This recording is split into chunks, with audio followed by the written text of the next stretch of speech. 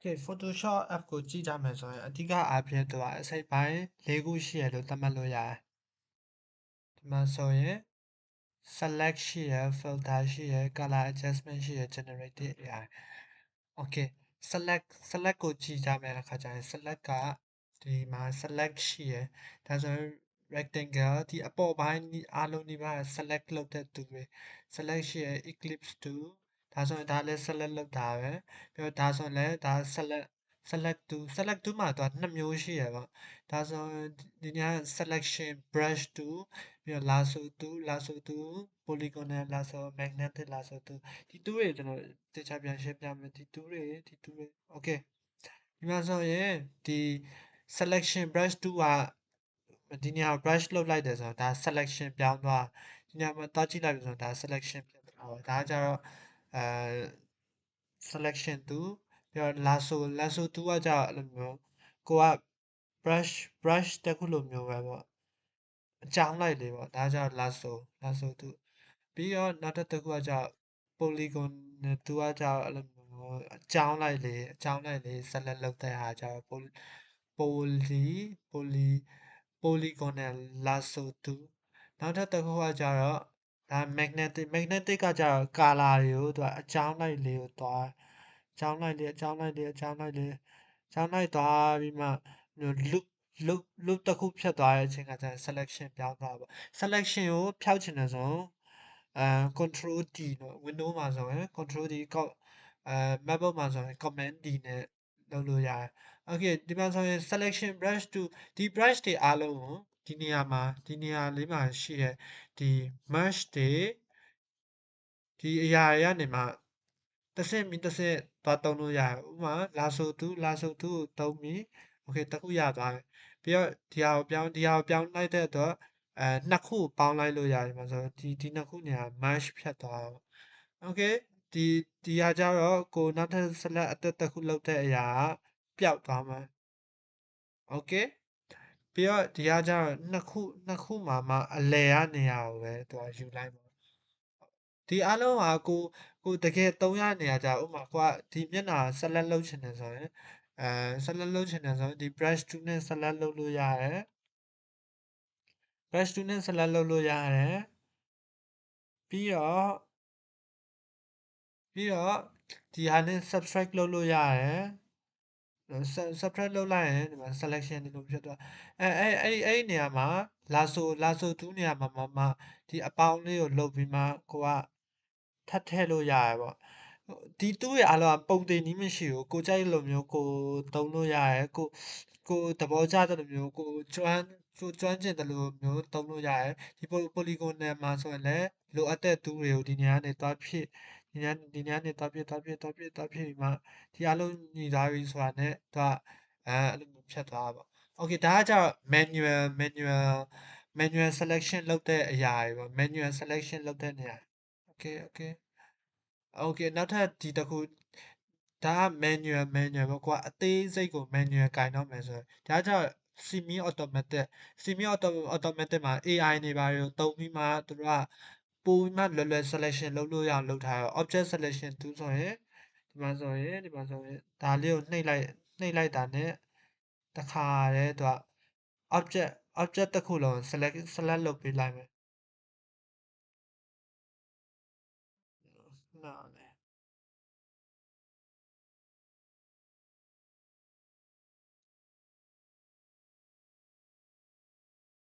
ဒီမှာဆိုရင် object တစ်ခုလုံးသူ select လုပ်ပေးလိုက်တယ်ဒါကအရင်အရေးပါတယ်ဘာလို့လဲဆိုတော့ background ဖြောက်တဲ့အခါကျရင်ကိုက manually ဒီဘေးနား lasso 2တွေသွားသုံးစရာမလိုတော့ဘဲနဲ့ object selection လို့နှိပ်လိုက်တာနဲ့တခါလုပ်လို့ရတယ် okay quick selection ကကြတော့လေ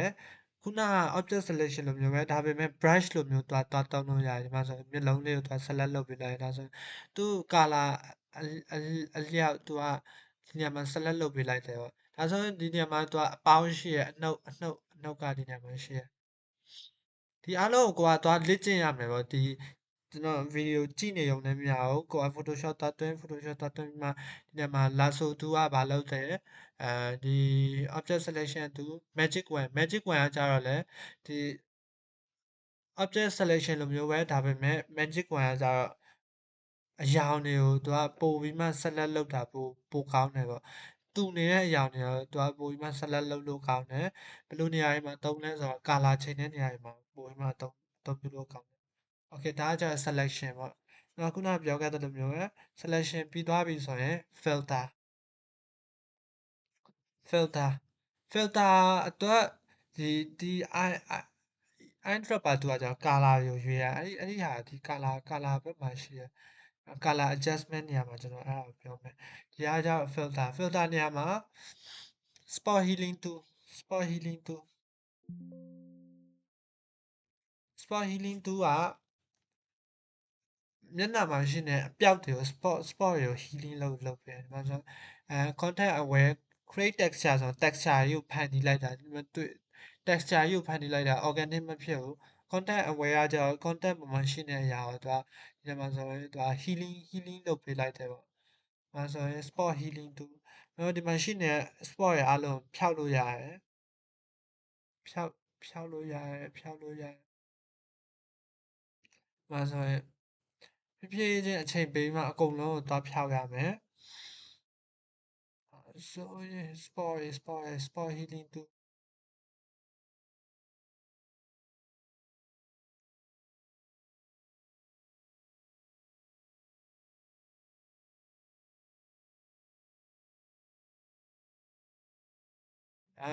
ဒါကကြတော့ spot ကို healing လုပ်တာတော့ပြီးတော့ remove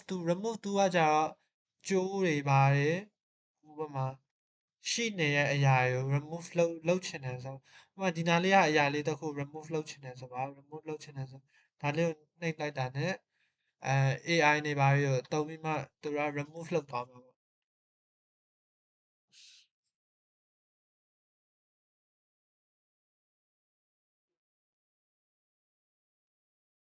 ါ့ဆိုရင် error တက်နေတယ် Okay remove လုပ်တဲ့အရာကိုသွားစမ်းကြည့်ပါသူကကျိုးတွေပါတယ်တစ်ခုခုရှိနေဆိုရင်ဒါနဲ့ remove လုပ်လို့ရတယ် healing brush ကကြတော့လေ healing brush ကဒီမှာဥပမာဒီနေရာကိုကျွန်တော် healing လုပ်ချင်တယ်ဆိုရင်ဒီနေရာလေးကကောင်းတယ်ပေါ့ဒီနေရာလေးကိုယူ target လုပ်ပြီးတော့ဒီနေရာသွားပြီးမှအဲ့လိုမျိုးသွားလုပ်လို့ရတယ် contact aware အဲ spot healing brush လိုမျိုးပဲဒါပေမဲ့သူကပိုပြီးမှပိုမြန်မယ်ပေါ့တနေရာရာကိုထောက်ပြီးမှအဲ့ဒီနေရာဟာကိုပဲသူကအမှန်ယူလို့ရတယ်ပေါ့ဒီမှာဆိုရင်တိတ်ပြီး neutral တိတ်မဖြစ်ဘူးဒါပေမဲ့အဲ့ဒီဟာ manually အရာကိုက healing လုပ်ချင်တဲ့အခါကျရင်ဒါသုံးရမယ်ဥပမာဒီနေရာမှာဒီနေရာအသားကိုဒီနေရာမှာသွားအစားထိုးလိုက်တယ်လို့မျိုးပေါ့ patch 2ကလည်းအဲ့လိုမျိုးပဲ patch 2ကကြာပိုပြီးမှကြီးရယ်ဥပမာဒီနေရာအရာကိုကျွန်တော်ဒါနဲ့သွားအစားထိုးလိုက်လို့ရတယ်အဲ့ဆိုရင်အဲ့လို patch လုပ်ပေးလိုက်တယ်ပေါ့အဲ့ဒါတိတ်တော့မလှဘူးတိတ်အရင်ကြီးနေတယ်ပေါ့ဒီ select contact aware move to ကကြာဒါကိုဒီဘက်ကိုအဲ့လို move လိုက်လို့ရတယ်ဒီနေရာကို move လိုက်မယ်ဆိုပါစို့ move လိုက်မယ် control D Oh my god အဲ့လိုမျိုးဖြတ်သွားရွှေ့လို့ရတယ်ပေါ့ကိုကြိုက်တဲ့အရာတွေရွှေ့လို့ရတယ် red eye 2 red eye 2ကကြတော့မျက်လုံးနဲ့အရာကိုပြင်လို့ရတယ်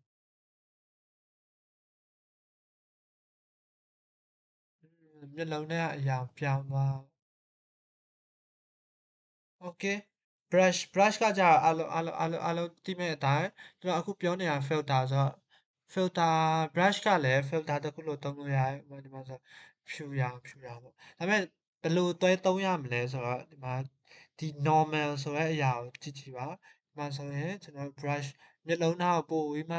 အလင်းရောင်ပိုရချင်တယ်ဆိုရင်ဖြူနဲ့လုပ်ဒီဘက်မှာလည်းဖြူလုပ်ပြီးတော့ normal ကနေမှ light တန်း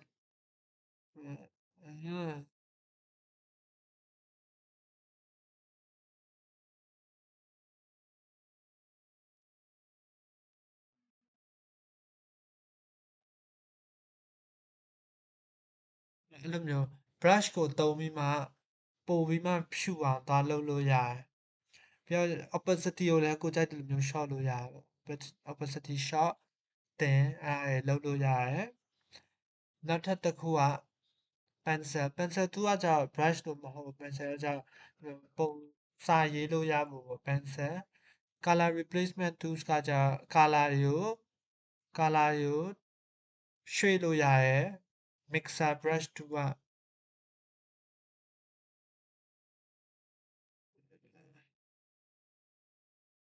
mixer brush 2ကကျတော့ color တွေကိုအမှပို့ပြီးမှ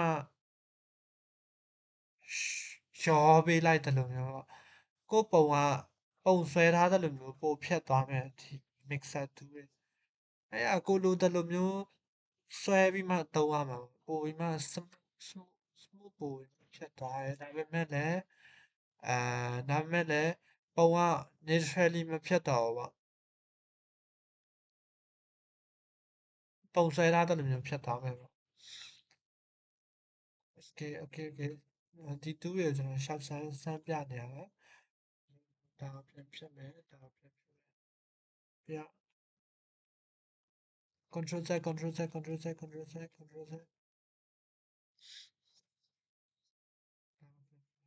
ဟုတ် clone stamp 2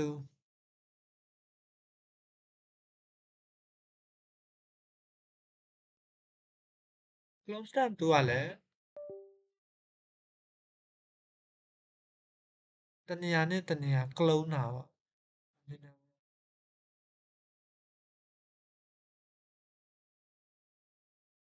အော်တားလစ်ပြီးမှ target နေရာကိုလုပ်လို့ရတယ်ပြီးတော့ဆွဲလိုက်ရုံပဲဒါ effect တွေလောက်တာပေါ့တကယ်တော့ဒါ effect တွေ alternate ပြီးတော့ဆွဲ effect တွေလောက်တာပေါ့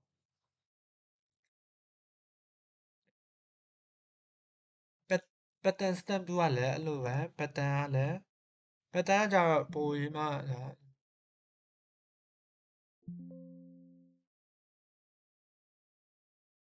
pattern တွေကိုဒီနေရာမှာပုံတစ်ခုကိုထည့်ပြီးမှဒီပုံကိုဒီကိုအောက်မှာရှိနေတဲ့ပုံမှာတော့တုံးလိုက်လို့ရတယ် history brush 2 art history brush 2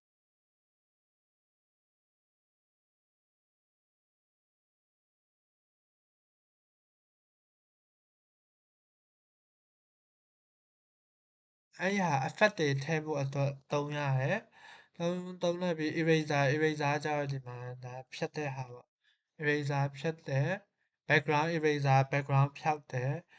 background ကိုသွားပြီးမှဖြည့်ရတယ်magic eraser ကကျတော့အဲ့လိုမျိုးကိုယ်မှာရှိနေတဲ့ color ကြီးကိုတစ်ခါတည်းဖြတ်လိုက်တယ်ပေါ့ဒါကကျတော့ magic eraser paint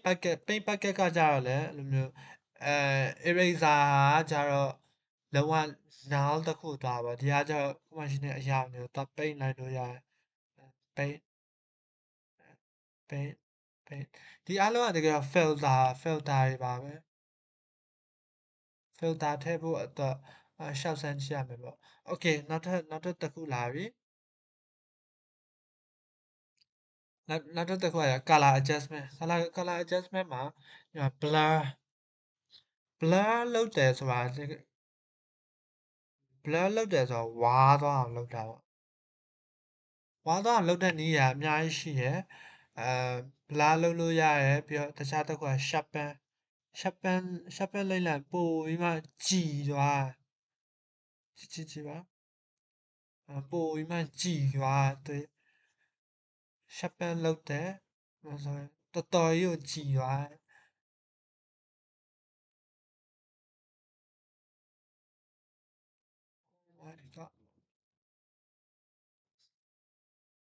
တော်တော်ကြီးကိုကြည်သွားတယ်smoosh 2ကကြတော့အရောင်တွေကိုပေါင်းတာပဲသူကဒီနေရာမှာအရောင်တွေပေါင်းသွားလိုက်မယ်အရောင်တွေရောနှဲလိုက်တယ်လို့မျိုးပေါ့ဒီ smoosh က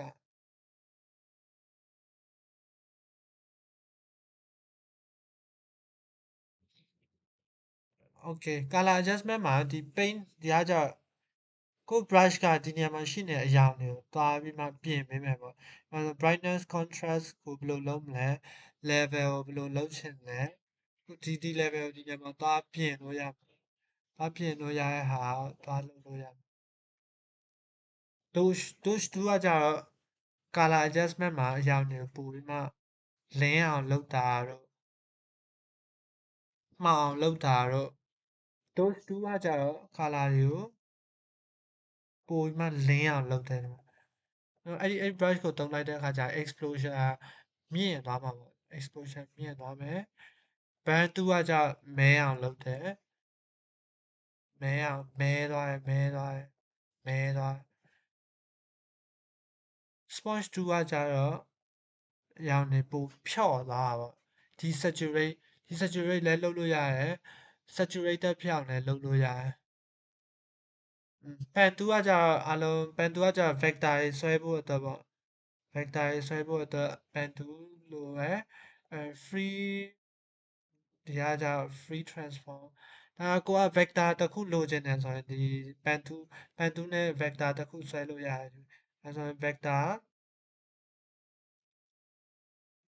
ဆွဲပြီးတော့ mask လုပ်မလားဘာလုပ်မလဲ mask လုပ်တဲ့အကြောင်းကျွန်တော်ပြီးပြန်ပြောပြပါ okay rotation view okay ဒီ tool တွေအကြောင်းဒီလောက်သိရင်တော်တော်များများလုပ်လို့ရတယ်နောက်ထပ်ဆက်လုပ်ချင်တာ filter တွေအကြောင်းပြောပါမယ်ဒီပုံကိုကျွန်တော် filter ထည့်ချင်တယ်ဆိုတော့ဒီ filter နေရာမှာသွားထည့်လို့ရတယ်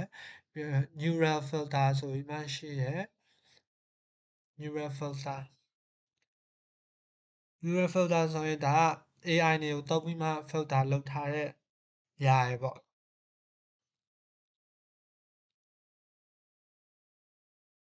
ဒါဆိုရင် skin smoothing လုပ်လို့ရတယ်ဒါဆိုရင် processing on device skin ကတခါရယ် smooth ဖြစ်သွားတာပေါ့ကိုကဘာမှလုပ်စရာမလိုတော့ဘဲနဲ့တခြား filter တွေလည်းအမှသွားစမ်းကြည့်လို့ရတယ် okay နောက်တစ်ခု selection လုပ်ရမယ့်နေရာမှာကျွန်တော်တစ်ခုပြောဖို့ကြံသွားတယ် selection လုပ်ရမယ့်နေရာမှာဒါတွေကို select လုပ်လို့ရတယ်လို့မျိုးတခြားနည်းလမ်းတစ်ခုကကြာကိုကဒီနေရာကို select လုပ်လိုက်ပြီနော်ဒီနေရာကို select လုပ်ပြီးတာနဲ့ mask ဆိုတဲ့ဟာရှိရယ် layer mask ကိုလုပ်လိုက်တဲ့တော့ဒါဆိုရင်ကိုကဒီပုံကို mask တက်လိုက်တယ်လို့မျိုးပဲဒီပုံကိုမျက်နှာဖုံးတစ်ခုတက်လိုက်တယ်လို့မျိုးပဲကိုတက်လိုက်တဲ့အရာကိုပဲကိုဖုံးလိုက်တဲ့အရာတွေကိုမမြင်ရတော့ဘူးကိုချဲ့ပေးထားတဲ့နေရာကိုမြင်ရတယ်အဲ့ဒီနေရာမှာဒီနှစ်ခုရှိသွားတဲ့အတွက်ဒီနေရာကအဖြူအမဲရှိရယ်အဖြူအမဲနေရာမှာကိုကအဖြူဆိုရင် brush နဲ့ဖြူဆိုရင် brush ကိုသွားယူပြီးတော့ opacity နည်းနည်း short ပြီးရင်ဖြည်းဖြည်းချင်းအဲ့နေရာကိုလိုက်လို့ရတယ်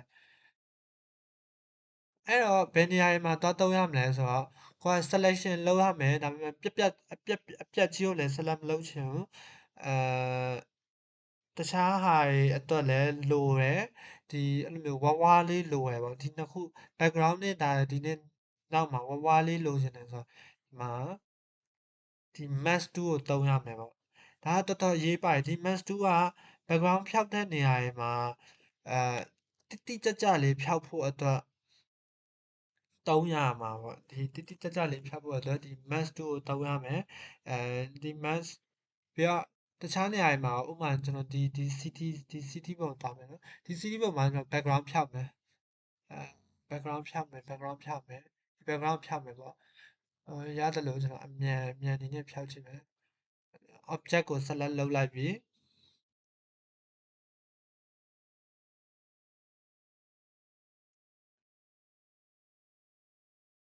ဒီမှာ object ကို select လုပ်လိုက်ပြီဆိုတော့ကျွန်တော် background ကိုရတယ် background selecting sky နဲ့ okay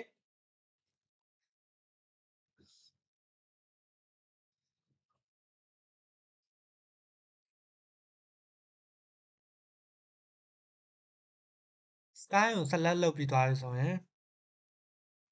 အဓိကလိုချင်တာကဒီအောက်ကအရာတွေလိုချင်တာဆိုတော့ဒီညမှာ inverse select လုပ်လိုက်လို့ရတယ်ပြီးတော့အဲ့ဒီအရာကို mask လုပ်လိုက်ပြီဆိုရင်sky နေပျောက်သွားတယ်ပျောက်သွားရပေမဲ့ဒီညမှာတချို့နေရာလေးမှာမကန်လေးဖြစ်နေတယ်အဲ့လိုမမှန်ဖြစ်နေရဆိုတော့ဒီဟာကိုယူပြီးမှဒီဟာကိုတခြားနည်းလမ်းတစ်ခုရှိတယ်ဒီ selection လုပ်ပြီးမှဒီမှာ select and mask ဆိုတဲ့နေရာကိုသွားအဲ့ဆိုရင်တခြား window တစ်ခုရောက်သွားမယ်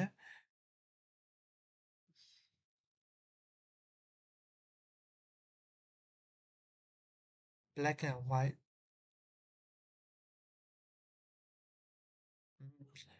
ဒီနေရာမှာ content aware တွေပါတယ် object aware ဒီနီးလန်းကျတော့ spin တွေပါတယ်လောက်ရမယ့်နေရာခါကျရင်ဒီ brush လေးတွေနဲ့ကိုယ့်ရဲ့ဒါလေးကိုသွား refine သွားလုပ်လို့ရတာတော့အဲ့နီးလန်းတွေသွားသုံးလို့ရတယ်ပြီးတော့ဒီနေရာ output တူနေရာမှာnew layer with layer mask ဆိုပြီးမှလုပ်လိုက်တဲ့အခါကျရင်ဒီမှာခုနကတော့ mask လုပ်ထားသလိုမျိုးပဲဒီနေရာမှာအဖြူအမဲဆိုရပါအဖြူနေရာကပေါ်နေတဲ့အရာတွေပေါ့အမဲနေရာမှောင်နေတဲ့နေရာအဲ့တော့ brush တစ်ခုနဲ့သွားယူပြီးတော့အဖြူနေရာပေါ်နေတဲ့ဆိုဒီအပေါ်နေရာထပ်ပေါ်ခြင်းတယ်ဆိုဒီနေရာ brush လေးနဲ့အဲ့ဒါထပ်ပေါ်လာမယ်ထပ်ပေါ်လာမယ်ပေါ့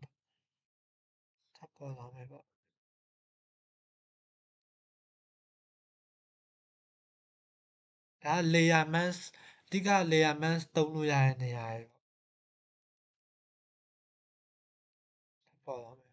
okay layer mask လည်းတည်သွားပြီ select and filter လည်းတည်သွားပြီဆိုတော့filter တွေအကြောင်းပိုပြီးမှပြောကြရအောင် filter အဲ့ဒီဟာမှာဒီ mask ကိုကျွန်တော်ပြန်ဖြတ်လိုက် okay filter နေရာမှာဘယ်လိုသုံးရမလဲဆိုတော့ filter နေရာမှာဒီ blur တွေရှိရယ် distort တွေ pixelated တွေ render တွေ sharpen တွေမျိုးရှိရယ်အဲ့တော့ကိုကဒီပုံ filter ထည့်ချင်တယ်ဆိုတော့ဒါကို layer တစ်ခုလုပ်လိုက်မယ်ဒီ layer ရအဆင့်လိုက်အတိုင်းပေါ့ဒါဆိုရင်ပေါ်ရယ်ပိတ်တယ်အဆင့်လိုက်အတိုင်းအဲ့ဒီမှာကျွန်တော်ဒီပုံကိုကျွန်တော် copy ကိုပြီးမှ control C control V လုပ်လိုက်နှစ်ခုရှိသွားတယ်အဲ့လိုမလုပ်ဘဲနဲ့ control J လုပ်လိုက်လဲရ control J ဆိုရင် layer copy ဖြတ်သွားအဲ့ဒီမှာဒီအပေါ်ကပုံကိုကျွန်တော် filter တက်မယ်အပေါ်ကပုံ filter တက်မယ် filter blur ထဲမှာအဲ motion blur ဆိုရင်ရွှေ့နေတယ်လို့ပြောပါဒီမှာဆို filter ဒီလိုဖြတ်သွားတယ်ဒီမှာကိုကြိုက်တဲ့လောက် design ကိုကြိုက်တဲ့လောက် distance ကိုရွှေ့လို့ရတယ် okay အဲ့ဒီနေရာမှာ opacity ကို short လိုက်အောက်ကဟာကိုမြင်ရမယ်ပေါ့ opacity အဓိကအဲဆိုမြင်ရမယ်နည်းနည်းရွှေ့နေတဲ့ effect ကလေးဖြတ်သွားတော့အဲ့မှာတခြားကိုက overlay တွေပါတယ်စမ်းကြည့်ပြီးမှကိုကြိုက်တဲ့ပုံစံတနေရာရာရောက်သွားပြီဆိုတော့ကိုကဒါဆိုရင် shape နေတယ်လို့မျိုးပေါ့ okay နောက်ထပ်ဒါက motion blur ပေါ့နောက်ထပ်တစ်ခုသွားထည့်ကြည့်ရအောင်နောက်ထပ်တစ်ခုကကြာကျွန်တော် Gaussian blur ထည့်မယ် Gaussian blur ကကြာသူဝါတာပဲဝါတာကိုရှော့မယ်ဆိုဒီတော့ okay ဒီဝါရဟာကိုကျွန်တော်အမှ fat screen ထည့်လိုက်မယ်ဆိုတော့ဝါလေးပေါ့ဟိုရှေ့ခက်တော့ရိုက်ထားတဲ့ပုံလိုမျိုးလေဒီမှာဆိုလည်းတခြား effect တစ်ခုဖြတ်သွားပါဒါကို opacity short လိုက်ပြီးဆိုရင်ဒီအောက်ကဟာနဲ့ကိုကြိုက်တဲ့ effect ပုံစံဖြစ်အောင်ကိုကစူးစမ်းယူရမှာပေါ့ပုံတင်နည်းတော့မရှိဘူးဒီနေရာမှာ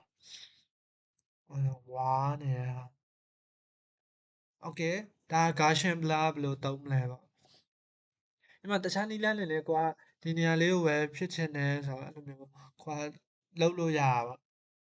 အဲ့မှာတခြားနည်းလမ်းcontrol J အဲ့မှာ filter နေရာမှာ pixelated လုပ်မယ် pixelated မှာ mosaic ဆိုရင် pixelated ဖြစ်သွားတယ် okay pixelated ဆိုပေမဲ့ pixelated ကိုကျွန်တော် opacity နည်းနည်း short မယ်opacity ဆိုအောက်ကပုံလည်းမြင်ရမယ်ပေါ့အောက်ကပုံမြင်ရမယ်ပြီးတော့ဒီနေရာမှာအရာ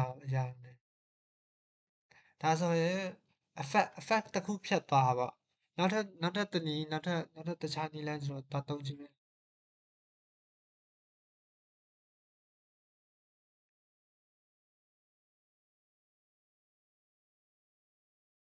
Okay ဒီလောက်ဆိုရင်ဒီ filter တွေအကြောင်းကိုနည်းနည်းတော့သိလာမယ်ထင်တယ်ဒီထဲမှာသွားစမ်းကြည့်လို့ရမယ် render လုပ်တာတွေ pixelated လုပ်တာတွေ noise ထည့်တာတွေအဲ့လိုမျိုးတွေဒီမှာကိုကကိုထည့်ချင်တဲ့ filter ကိုတစ်မျိုးကွာရှောက်စမ်းကြည့်လို့ရတယ်ပေါ့ဒီ Photoshop မှာကြာ filter တွေအများကြီးလုပ်လို့ရတယ်ဟို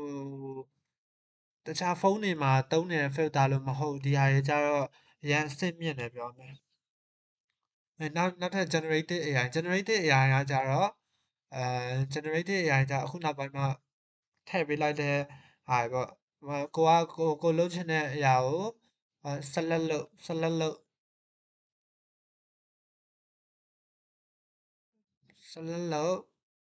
ပြီးတော့ဒီညမှာဆိုကျွန်တော် background ထည့်ချင်တယ်ဆိုရင် inverse select ကိုလုပ် generative feed add a background response with the image အဲ့ဆိုရင်သူ background ဘယ်လို generate လုပ်မလဲဆိုတာကျွန်တော်စောင့်ကြည့်ကြမယ်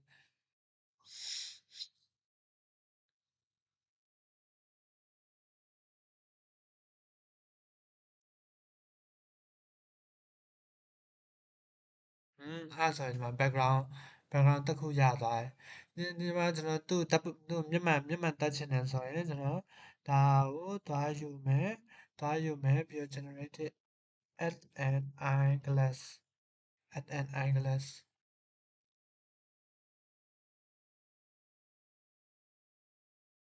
add an eyeglass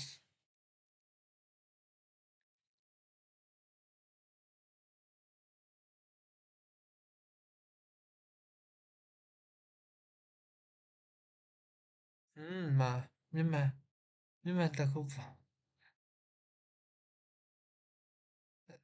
Okay ဒီဟာလေးကမစိုးဒီဟာမှာဘာရှိတယ်လဲဆိုတော့ဒီညမှာ layer mask ထည့်ပေးထားတယ် layer mask ထည့်ပေးထားတဲ့အတွက်ကျွန်တော်တို့မျက်မှန်တွေကိုသွားပြီးမှ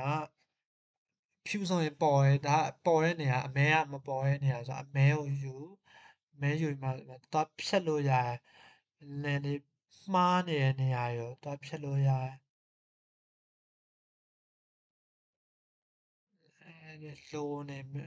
တဲ့နေရာကိုသွားဖြတ်လို့ရတယ်